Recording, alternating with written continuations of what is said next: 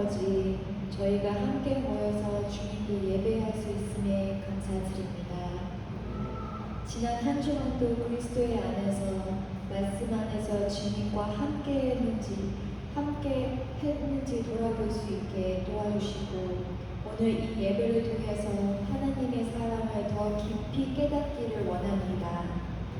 오늘 어버이 주일을 맞이하여 우리를 죄와 죽음으로부터 구원해 주신 아버지의 사랑에 감사드리며 이 땅의 부모님에게 주님 안에서 사랑하며 섬길 수 있기를 기도드립니다. 말씀 전하시는 이성원 목사님에게도 이 시간 하나님의 임대하심이 함께 하시길 기도드립니다. 예수 그리스도의 이름으로 기도드립니다. 아멘. 할렐루야. 저희 이 시간 찬양을 드리는 시간을 갖겠습니다. 첫 곡은 아바 아버지를 찬양하겠습니다.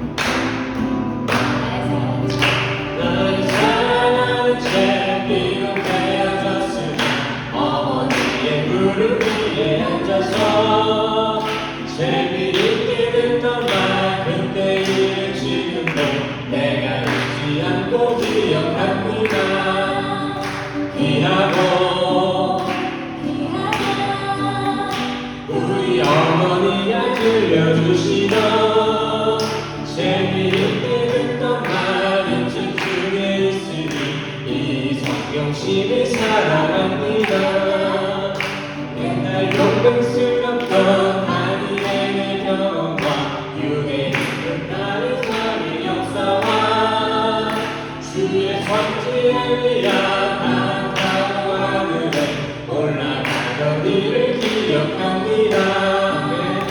귀하고 귀하라 우리 어머니가 들려주시던 재미있게 듣던 말이 책 중에 있으니 이 성경심이 사랑합니다. 예수 세상 계실 때 많은 고난 당하고 십자가에 달려 죽인 나니 어머니가 읽으며 눈물 많이 흘린 것 지금까지 내가 기억합니다. 귀하고 귀하다 우리 어머니가 들려주시던 재미있게 듣던 말이 책 중에 있으니 이 성경심이 사랑합니다. 그때 일은 지나고 나의 눈에 환하고 어머니의 말씀 기억하면서 나는 시신된 대로 성경 말씀 읽으며 주의 뜻을 따라 살려 합니다. 귀하고 귀하다 우리 어머니가 들려주시던 재미있게 듣던 말이 책 중에 있으니 이 성경심이 사랑합니다. 귀하고 귀하다 우리 어머니가 들려주시던 재미있게 듣던 말이 책 중에 있으니 이 성경심이 사랑합니다. 주의 친절한 팔에 앉으세 우리 마음이 평안하니 항상 기쁘고 복이 되겠네 영원하신 팔에 앉으세 주의 팔에 그 크신 팔에 앉으세 주의 팔에 영원하신 팔에 앉으세 날이 갈수록 주의 사랑이 두루 광명하게 비치고 전성 가는 길 편히 가리니 영원하신 팔에 앉으세 주의 팔에 늘 크신 팔에 앉으세 주의 팔에 영원하신 팔에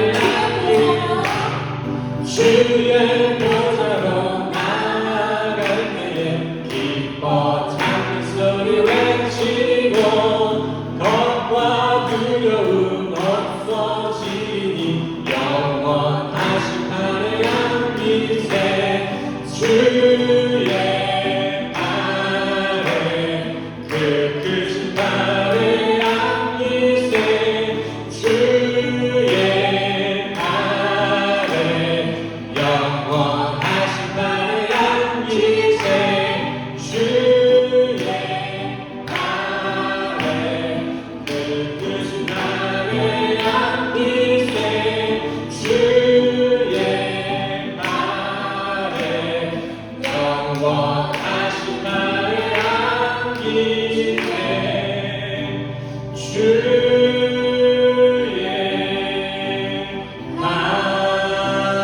팔에 그 크신 팔에 앉으세 주의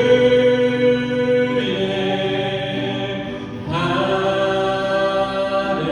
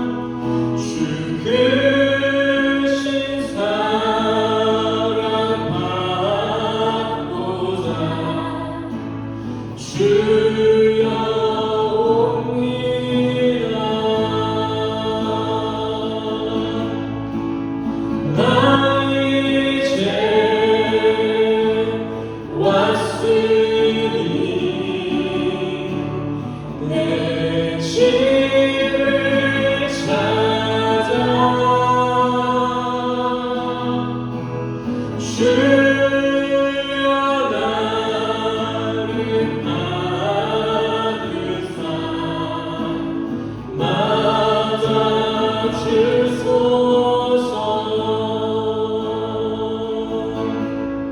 이 병든 마음을 고치려 이제 옵니다.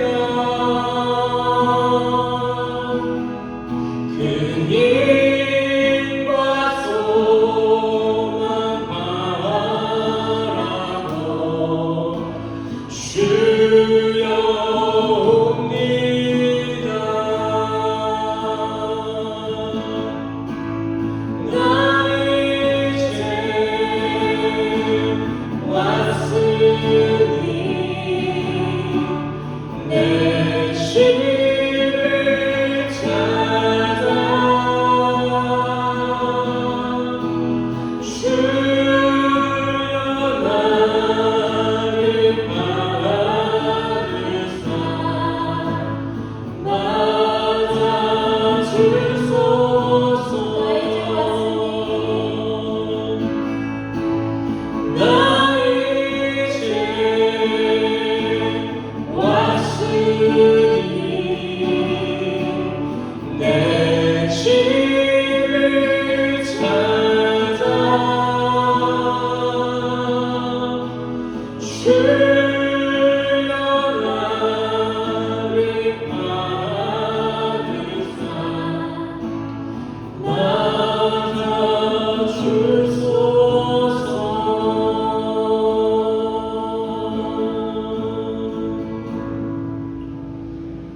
아멘. 우리 이 시간 다 같이 묵상하시겠습니다. 여호와는 나의 목자시니 내가 부족함이 없으리로다. 그가 나를 푸른 초장에 누이시며 쉴 만한 물가로 인도하시는도다. 내 영혼을 소생시키시고 자기를 위하여 의의 길로 인도하시는도다. 내가 사망의 음침한 골짜기로 다닐지라도 해를 두려워하지 않을 것은 주께서 나와 함께 하심이라. 주의 지팡이와 막대기가 나를 안위하시나이다. 주께서 내 원수의 목전에서 내게 상을 베푸시고 기름으로 내 머리에 바르셨으니 내 잔이 넘치나이다. 나의 평생의 선하심과 인자하심이 정녕 나를 따르니 내가 여호와의 집에 영원히 거하리로다. 아멘. 우리 시간 다 같이 일어나셔서 사도신경으로 신앙 고백하며 나아가시겠습니다. 사도신경 함께 신앙 고백하시겠습니다.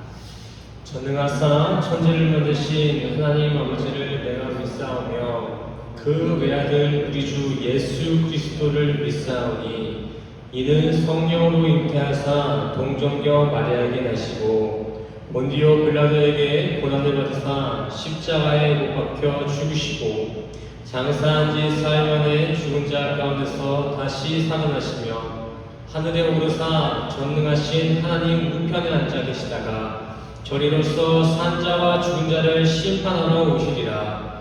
성령을 믿사오며 거룩한 공예와 성도가 서로 교통하는 것과 죄를 사하여 주시는 것과 몸이 다시 산 것과 영원히 산 것을 믿사옵나이다.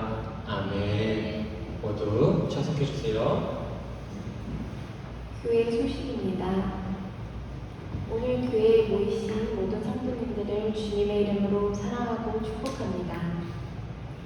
새생명교회 주일 예배 시간은 오전 11시입니다. 미리 오셔서 오늘의 말씀을 묵상하시고 기도로 예배를 준비해 주시기 바랍니다. 헌금 시간은 다른 순서에 없으니 예배가 끝나고 돌아가시는 길에 문 앞에 놓여진 헌금함에 헌금해 주시기 바랍니다. 박유호 김충렬 선교사님의 자제분이신 김진훈 형제님이 아직 행방불명 상태에 있습니다. 이를 위해 중보기도 부탁드립니다. 새생명교회가 지방의 가입건으로 심사 중에 있습니다. 순탄한 심사 결과를 위해 관심과 기도 부탁드립니다. 오늘의 말씀은 누가복음 15장 21절에서 24절 말씀입니다. 21절 말씀입니다. 아들이 이르되 아버지 내가 하늘과 아버지께 죄를 지었사오니 지금부터는 아버지의 아들이라 일컬음을 감당하지 못하겠나이다 하나 아버지는 종들에게 이르되 제일 좋은 옷을 내어다가 입히고 손에 가락지를 끼우고 발에 신을 신기라. 그리고 살찐 송아지를 끌어다가 잡으라. 우리가 먹고 즐기자. 이 내 아들은 죽었다가 다시 살아났으며 내가 잃었다가 다시 얻었노라 하니 그들이 즐거워하더라. 아멘. 할렐루야. 우리 24절만 같이 다시 한번 읽어볼까요? 24절 같이 읽겠습니다. 시작. 이 내 아들은 죽었다가 내가 잃었다가 다시 얻었노라 하니 그들이 즐거워하더라. 아멘. 할렐루야. 오늘도 이렇게 예배당에 모이신 성도님들을 주님의 이름으로 사랑하고 축복합니다. 우리 옆 사람과 함께 인사할까요? 주님의 이름으로 환영하고 축복합니다. 우리 옆 사람 인사하시겠습니다. 네, 환영하고 축복합니다. 오늘 본 말씀은 돌아온 탕자 이야기입니다. 오늘 함께 읽으신 돌아온 탕자 이야기는 기독교인이라면 누구나 한 번쯤은 꼭 들어봤을 아주 유명한 성경 속 비유지요. 대개 이 비유는 집을 나갔다 돌아온 둘째 아들의 회심에 포커스가 맞춰져 있어서 주로 회개가 강조되고 그 회개의 결과에 대한 내용으로 설교가 전해지곤 합니다. 하지만 오늘은 이 비유에서 탕자의 회개뿐만이 아니라 그 탕자 아들을 향한 아버지의 사랑은 어떠한지에 대해서도 함께 살펴보고자 합니다. 먼저 오늘 비유의 등장인물은 셋이 등장합니다. 아버지와 아들 둘, 이렇게 해서 크게 3명의 등장인물이 나오죠. 여기서 첫째 아들이 바로 집을 나가지 않은 아들이고요. 둘째 아들이 집을 나갔다 온 탕자 아들입니다. 저 옐로우가 탕자고요. 저 레드 빨간 아들이 그 집을 나가지 않는 아들이다. 이렇게 한번 머리로 그려주시면 좋을 것 같아요. 간혹 근데 이러한 둘째의 탕자 행위, 집을 나간 행위를 악이고 첫째의 행위, 집을 나가지 않는 첫째는 선한 것이다. 이렇게 포장을 시키는 경우가 있는데 근데 그거 아닙니다. 결론부터 말씀드리자면 오늘 둘 다, 저 노란 친구나 저 빨간 친구나 첫째나 둘째나 모두 다 탕자라는 것입니다. 첫째는 집에 머물고 있는 탕자, 둘째는 집을 나갔다 돌아온 탕자. 이렇게 해서 오늘 교재는 누가 잘했다, 저 빨간 애가 잘했다, 저 노란 애가 잘했다, 이러한 단면적인 관점이 아니라 하나님의 측면에서 전체적인 차원에서 오늘 비유를 살펴보겠습니다. 오늘 돌아온 탕자 비유는 이렇게 전개가 됩니다. 어느 한 마을 아버지와 그 슬하에 두 아들이 있는데 어느 날 그 가정의 둘째 아들이 느닷없이 아버지에게 찾아와 유산 상속을 좀 미리 해주시면 안 될까요? 이렇게 요청합니다. 두 눈 멀쩡히 뜨고 있는 아버지한테 유산을 좀 미리 땡겨주세요. 이렇게 청한 거예요. 참 괘씸하죠. 현실에도 이러한 상황은 도의적으로 비난받을 수 있는 경우지만 예수님 당시 유대 사회에서 이러한 아들의 요청은 율법적으로, 현시대로 말하자면 현행법적으로도 어긋난 불법이었습니다. 당장 주변 사람들한테 돌을 맞아 죽을 수 있는 폐륜 행위였어요. 그러나 아버지는 둘째의 그러한 무례한 요청에도 율법으로 대하지 않았습니다. 그리고 그 둘째에게 순순히 유산을 미리 상속해 주죠. 그렇게 살아계신 아버지의 유산을 미리 땡겨받은 둘째는 바로 먼 나라, 먼 타국으로 떠납니다. 근데 여기서 우리가 기억해야 될 것은 유대 사회 당시, 예수님 사회 당시 저렇게 가족 공동체를 뒤로하고 자신의 고국을 떠나간다는 것은 그 가족의 유대 관계와 국가의 정체성을 끊어냄을 의미한 것입니다. 단순히 여행을 간다라는 개념이 아니라 그 당시에는 그 나라를 떠나고 그 가족을 떠난다는 것은 등지는 행위와 같았어요. 지금처럼 그냥 가볍게 타국에 여행 나가고 고향에 떠나는 그런 문화가 아니었다는 것이죠. 그렇게 둘째 아들은 가족과 나라와의 연을 끊고 미리 받은 아버지의 유산으로 해외에 나갑니다. 하지만 그렇게 당당하게 나라를 뜬 둘째는 얼마 가지 못해서 그 유산을 모두 탕진해버립니다. 또한 엎친 데 덮친 격으로 이주한 나라, 새로 거주하고 있는 나라에 흉년이 들었습니다. 심한 기근이 찾아왔어요. 물려받은 유산도 다 써버린 시점에서 때마침 그 나라의 경제 위기까지 터진 거예요. 그래서 둘째는 금세 쪽박을 치게 됩니다. 성경에는 궁핍한 자가 되었다라고 나와 있습니다. 근데 공동번역 성서에서는 이를 둘째가 알거지가 되었다라고 번역하고 있습니다. 그렇게 의기양양했던 둘째는 그렇게 순식간에 쪽박을 쳐 알거지가 돼서 여기저기 빌어먹다가 결국에는 돼지 농장에까지 들어가게 됐습니다. 현 시대에 있어서 돼지 농장은 축산업으로 인정받아서 경제적인 가치도 있고요. 인식 또한 크게 나쁘지 않습니다. 하지만 유대 당시 사회, 그 예수님 당시의 유대 사회에서 그 돼지 농장은 이스라엘 사람들에게 돼지 농장은 그 농가의 존재 자체가 불법이었습니다. 있어서는 안 되는 거였어요. 레위기나 신명기 말씀에 보시면 아시겠지만 유대인들에게 돼지는 당연히 먹는 것도 안 됐고요. 그 돼지의 시체, 주검 또한 만져서도 안 될 만큼 부정하고 저주받은 대상으로 여겨졌습니다. 무슬림 사람들 보면은, 그 이슬람 사람들 보면은 여전히 돼지고기 안 먹잖아요. 그런 것도 이러한 구약적인 사고 때문에 지금까지 안 먹고 있는 것입니다. 더러운 것으로 여겨져서 코란 가운데. 오늘 비유에 나온 둘째 아들은 이렇게 부정하고 저주받은 불법의 영역 돼지우리까지 추락하게 된 것입니다. 그뿐 아니라 그는 돼지우리에 살면서 돼지들이 먹는 케라키온, 돼지 쥐염 열매를 빌어먹고 살았습니다. 말씀에 따르면 그마저도 못 먹은 걸로 나와 있죠. 16절 볼게요. 그가 돼지 먹는 쥐염 열매로 배를 채우고자 하되 주는 자가 없는지라. 이렇게 돼지와 살뿐만이 아니라 그 돼지의 사료까지 이렇게 함께 취하려고 하는 그 쪽박의 신세에 있다는 것입니다.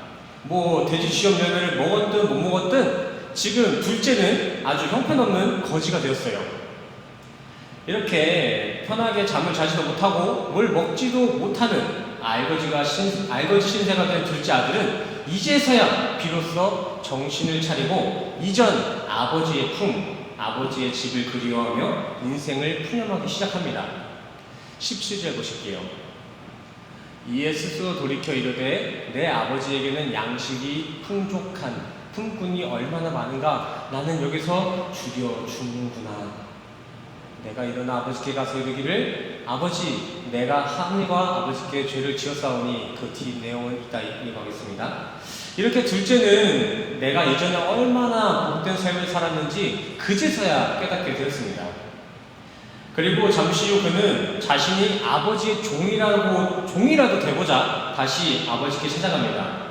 이렇게 돼지랑 굶어 죽으니 자존심, 체면 다 버려버리고 아버지의 종이라도 되려고 한 것이죠.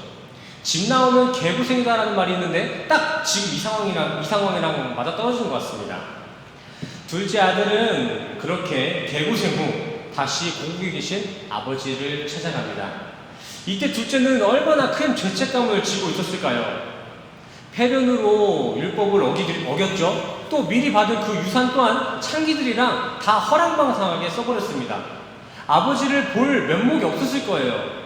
아마 둘째는 다른 건 둘째치고 집에 돌아갔다가 다시 내쫓길 수도 있다는 그 걱정이 있었을 것입니다. 그뿐만이 아니라 마을 사람들한테 돌에 맞아 죽진 않을까라는 두려움도 있었을 거예요. 본인도 얼마나 큰 잘못을 하고 있는지 알았을 거라는 것이죠. 그래서 둘째는 양심상 아버지의 종이라도 되겠다는 마음을 먹었던 것입니다. 하지만 아버지는 저 멀리서 거짓골로 걸어오는 아들을 발견하곤 버선발로 뛰어나가 아들을 반겨줬습니다.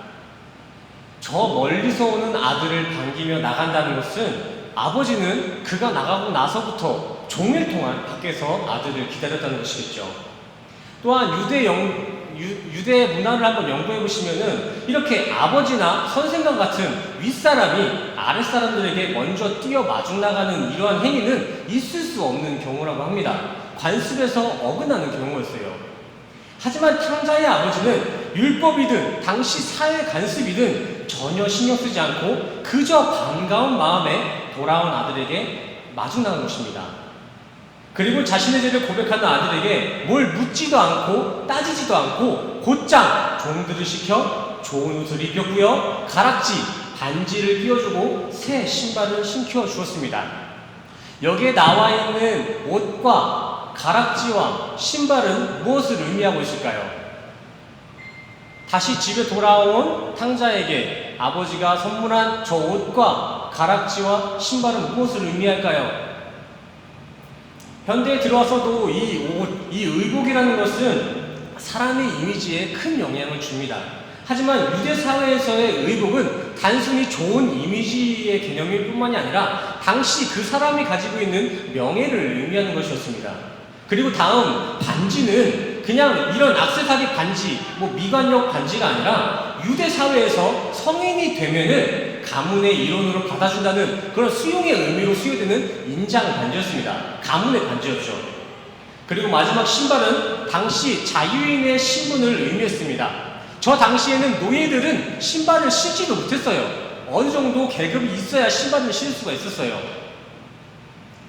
이렇게 탕자의 아버지는 부디 종으로라도 받아달라는 아들의 회개에 즉각 반응하여 누더기 옷을 명예의 옷으로 속량시켜주고 인장반지를 줌으로써 종이 아닌 가문의 일원으로 받아주었으며 새 신발을 신겨서 그가 잃어버렸던 신분을 완벽하게 회복시켜 주었습니다. 아버지는 집을 나갔던 아들의 과오들과 죄책감들을 율법의 판단이 아닌 긍휼의 사랑으로 덮어버린 거예요. 아들의 죄는 본인이 잘못했습니다. 본인은 종도 감당할 수 없습니다라는 그 고백과 동시에 그 죄는 사랑에 덮여진 거예요. 그뿐인가요? 탕자의 아버지는 기뻐서 살찐 송아지를 잡아다가 잔치까지 열었습니다. 이때 나와 있는 송아지를 잡았다는 의미는 적어도 100명에서 200명의 사람을 수용하겠다라는 의미를 가지고 있습니다. 최소 자신의 마을 사람들은 다 초대했다고 볼 수 있겠죠. 탕자 아버지는 이렇게 성대한 파티를 열어서 사람들 모두 앞에서 아들을 용서하고 아들의 귀환을 기념한 것입니다. 근데 이 파티에 초대된 사람들은 어떤 생각을 했을까요? 탕자가 돌아온 그 파티에 초대된 손님들은 속으로 무슨 생각을 했을까요? 아니, 첫째가 아닌 페르난 탕자를 위한 파티라니 아이러니했을 것입니다. 물론 겉으로는 이렇게 함께 파티를 즐겼겠지만 다들 속으로는 아유, 저런 놈을 위해서 파티를 해주냐? 어떻게 저렇게 뻔뻔하게 다시 돌아오지? 이러한 판단과 정죄가 가득했을 것입니다. 하지만 정작 탕자의 아버지는 자신의 아들이 돌아왔다는 그 사실 하나만으로 너무나 기뻐서 춤을 추고 풍악을 울렸습니다. 근데 여기서 한번 생각해봐야 게 있습니다. 그렇다고 해서 탕자의 아버지는 아들에게 상처 하나 안 받았을까요? 상처를 받지 않아서 이렇게 귀한 아들을 이렇게 기쁘게 받아줄 수 있었던 것일까요? 아니요. 탕자의 방황에 가장 슬퍼하고 가장 상처받았을 사람은 당연히 아버지였습니다. 기껏 키운 아들이 아빠를 무시하고 유산을 다 털어 그 돈으로 해외 원정에 탕진을 하고 왔으니 그 아버지의 가슴은 얼마나 이렇게 마음이 아팠을까요? 하지만 아버지에게는 그 커다란 상처보다 더 큰 긍휼이 있었고 율법보다 사랑이 먼저였습니다. 베드로전서 4장 8절 말씀을 보시겠습니다. 무엇보다도 뜨겁게 서로 사랑할지니 사랑은 허다한 죄를 덮느니라. 아버지에게도 분명 크나큰 상처가 있었고 아픔이 있었지만 아버지의 사랑의 크기는 아들의 허다한 허물을 다 덮어낼 만큼 커다랬습니다. 그렇게 탕자는 아버지의 긍휼로 다시 화목을 이루게 된 것이죠. 자, 여기까지가 오늘 탕자의 비유였다면은 참 군더더기 없는 해피엔딩이었을 것입니다. 그러나 오늘 비유는 이 해피엔딩의 시점을 기점으로 새로운 스토리가 다시 시작되죠. 15장 26절입니다. 25절이죠. 맏아들은 밭에 있다가 돌아와 집에 가까이 왔을 때 풍악과 춤추는 소리를 듣고 나면 이제 둘째 아들이 저렇게 화목을 이루고 난 뒤에 바로 밭에서 열심히 일하고 있던 첫째 형이 돌아온 거예요. 이를 다녀온 이 첫째는 크게 울리고 있는 풍악과 집 밖까지 이렇게 흘러나오는 소고기의 냄새가 탕자의 동생의 복귀를 환영하는 잔치였음을 알고 나서는 눈이 돌아가 버립니다. 얼마나 화가 났는지 28절 보시면은 그 잔치에 들어가지도 않아요.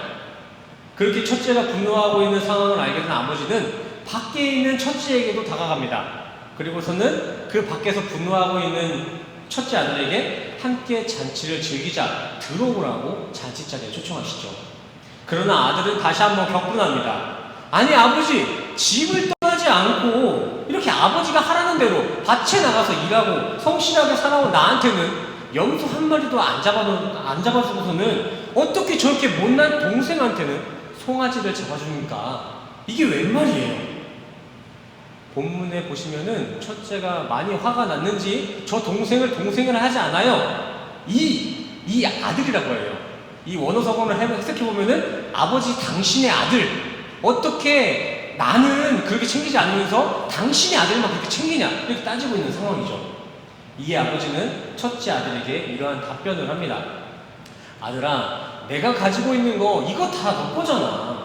그리고 너는 왜 나랑 있으면서 함께 누려왔던 것을 기억하지 못하느냐? 아들아, 나는 저 둘째가 죽은 줄 알았어. 근데 이렇게 살아서 돌아왔잖냐? 근데 어떻게 내가 기쁘지 않겠냐? 어떻게 동생이 내 아들 죽었다 살아왔는데 어떻게 잔치를 안 열 수 있겠냐? 오늘 이 탕자 이야기는 이렇게 이야기가 마무리가 되어집니다. 그렇다면 우리는 이 탕자 비유를 통해서 무엇을 배울 수 있고 무엇을 기억해야 할까요?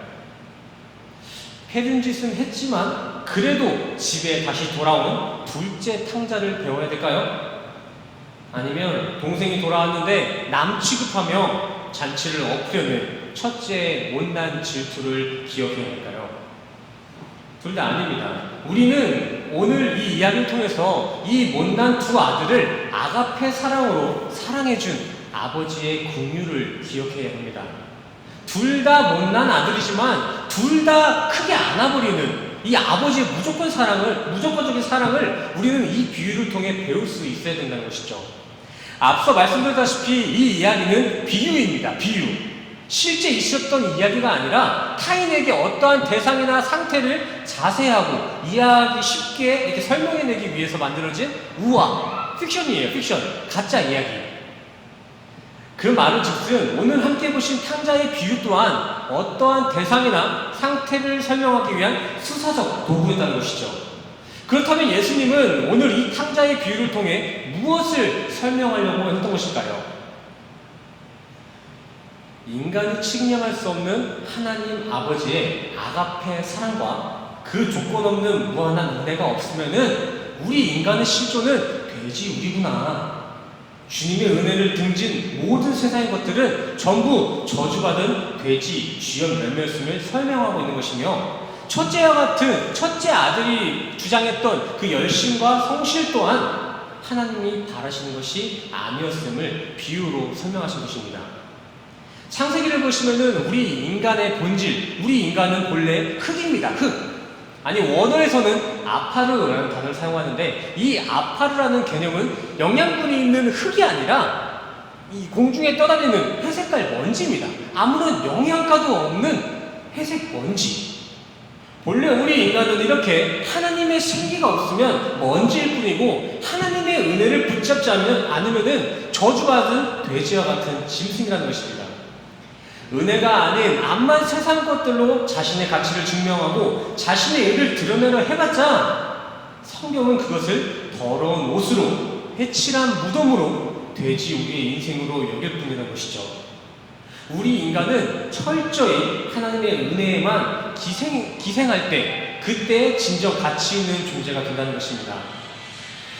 그렇다면 우리가 주님 앞에 내놓아야 할 고백은 무엇일까요? 이러한 먼지와 같은, 이런 돼지와 같은 인생이 주님 앞에 무엇을 내놓을 수 있을까요?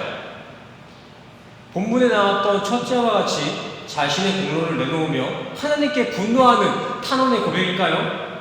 아니면 둘째와 같이 나는 죄인입니다. 당신의 종으로라도 좀 써달라는 이러한 처절한 고백일까요? 우리에겐 둘째 아들과 같은 고백이 있어야 됩니다. 둘째의 방황이 선이다, 잘했다라고는 할 수 없지만 우리 인간이 주님 앞에 내놓아야 할 고백은 둘째 아들과 같이 자신의 죄를 고백하고 하나님께 다시 기생하게 소원하는 고백입니다. 지혜로운 우리 새생명교회 성도님들은 반드시 기억하시길 바랍니다. 하나님께 의지하지 않은 인생은 그 무엇이 되었든 돼지 우리입니다. 바울의 고백에 따르면 하나님께 의지하지 않은 것은 모두 배설물입니다. 배설물. 자신이 세상에서 이름을 좀 날린다고 자신이 대단한 존재라고 이렇게 착각해서는 안 돼요. 우리는 하나님의 생기, 하나님의 사랑 아니면 먼지일 뿐이며 저주받은 돼지일 뿐입니다. 이제 그런 세상의 에너지로 살아갈 게 아니라 하나님 아버지의 긍휼을 붙잡으시길 바랍니다. 나의 노력과 공로로 구원을 바랄 게 아니라 오직 하나님의 은혜로 천국을 소망하시길 바랍니다. 우리가 가지고 있는 이 죄는 돌에 맞아도 쌉니다. 어마어마한 죄예요. 하지만 우리 하나님은 그보다 더 큰 사랑과 더 큰 긍휼로 우리를 기다리고 있는 줄 믿습니다. 하나님 아버지는 율법으로 우리를 대하지 아니하시고 죄보다 더 큰 긍휼로 대해주세요. 커다란 공로나 업적이 아닌 우리 성도들의 작은 기도의 신음을 들으시고 우리의 회개가 시작되는 그 작은 시작점에서 우리를 구원하신다는 것입니다. 정말 우리 생명교회 성도님들은 주어진 이 삶 가운데에서 이러한 하나님의 사랑의 크기와 긍휼의 넓이를 기억하고 그 긍휼과 사랑에만 기생하셔서 마지막 그날 하나님의 천국잔치에 하나님의 백성으로서 하나님의 아들로서 참여되는 우리 모두가 되기를 간절히 소원합니다. 아멘이십니까? 우리 옆 사람과 마지막으로 인사하고 오늘 설교를 마치겠습니다. 우리 옆 사람과 인사할게요. 당신이 둘째 아들입니다. 인사하겠습니다. 당신이 둘째 아들입니다. 다시 한번 인사했던 그분과 똑같이 당신이 첫째 아들입니다. 이렇게 인사하겠습니다. 당신이 첫째 아들입니다. 네, 오늘 설교는 여기서 이렇게 마치겠고요. 이렇게 말씀을 통해서 우리에게 주신 감동을 가지고 또 한 주간 가지고 있는 성도님들의 기도점을 가지고 함께 찬양하고 기도하는 시간 갖겠습니다. 먼저 우리 경배 찬양 시간 때 찬양했던 나 주를 멀리 떠났다 함께 찬양하시고 가지고 있는 기도의 제목 가지고 주님 앞에 나아가는 시간 갖겠습니다. 먼저 나 주를 멀리 떠났다 함께 찬양하시겠습니다.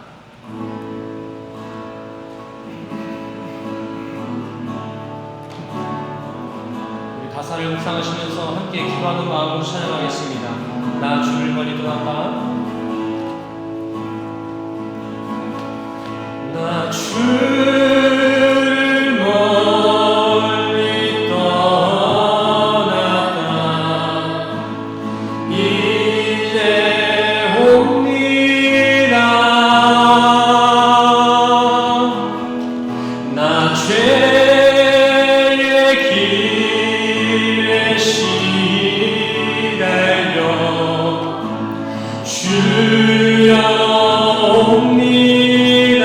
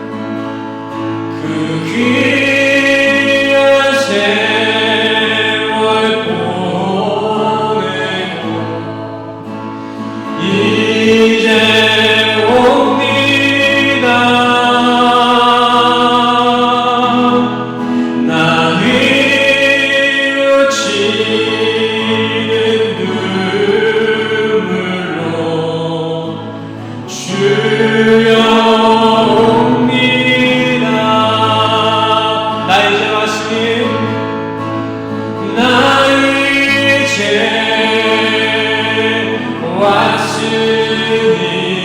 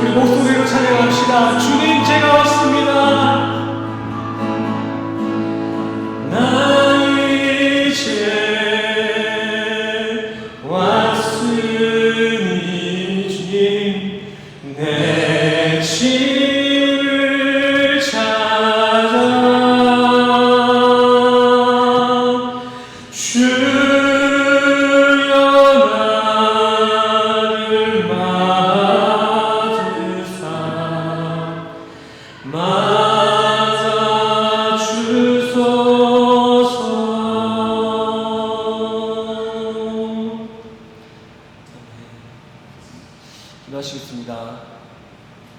주님, 이 시간을 통해 우리가 바로 주님을 떠났던 둘째 아들이며 주님을 원망했던 첫째 아들이었음을 고백합니다. 주님, 우리가 가지고 있던 이러한 방탕과 성숙하지 못함을 용서하여 주시옵소서. 우리는 주님의 은혜가 아니면 아무것도 아닙니다.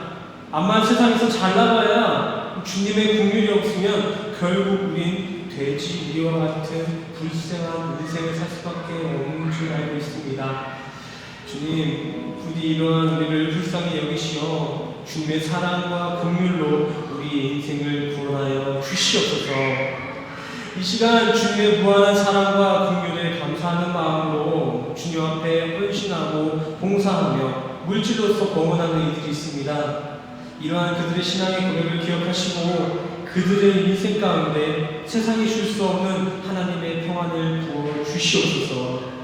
다시 한 주간을 사랑합니다. 이번 한 주도 우리 성도들을 돼지우리와 같은 인생이 아닌 하나님의 천국 잔치에 참여할 수 있는 성도의 삶으로 인도하여 주시옵소서.